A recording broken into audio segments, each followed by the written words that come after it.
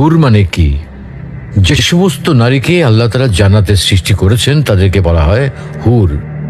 জান্নাতের রমণীদের আল্লাহ তাআলা জান্নাতি পুরুষদের জন্য উপহার হিসেবে রেখেছেন। আল্লাহ তাআলা তাদেরকে জান্নাত প্রাপ্ত পুরুষদের সাথে বিয়ে দেবেন, ফলে তারা স্বামী স্ত্রী হিসেবে চিরকালের জন্য জান্নাতে বসবাস করতে থাকবে। মহান আল্লাহ বলেন, كذلك وزوجناهم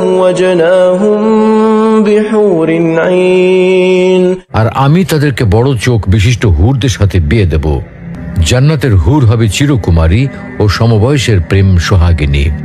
জান্নাতের একজন হুর যদি দুনিয়ায় একবার দৃষ্টি দিত, তাহলে আকাশ ও জমিনের মধ্যবর্তী স্থান সুবাসে ভরে যেত। পূর্ব পশ্চিম প্রান্তকে তথা সমগ্র পৃথিবীটাকে সুসজ্জিত করে দিত। প্রতিটি চোখ সব জিনিস থেকে দৃষ্টি ফিরিয়ে তার দিকে চেয়ে থাকত এবং সৃষ্টিকুল আল্লাহর প্রশংসা ও বড়ত্ব বর্ণনা করত। জান্নাতি পুরুষেরা যখনই তাদের দিকে তাকাবে, আনন্দে মন ভরে যাবে। যখন কথা বলবে, ছন্দময় মিষ্টি কথা দ্বারা হৃদয় ভরে দেবে। জান্নাতের রুম সমূহে যখন তারা ঘোরাফেরা করবে, তখন তাদের আলোতে রুমগুলো আলোময় হয়ে যাবে।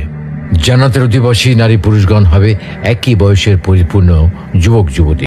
জান্নাতের হুর যখন তার স্বামীর চেহারার দিকে তাকাবে, তখন তার হাসিতে জান্নাত আলোময় হয়ে উঠবে। যখন তারা স্বামীর সঙ্গে কথা বলবে, তখন কতই না সুন্দর হবে সেই কথোপকথন।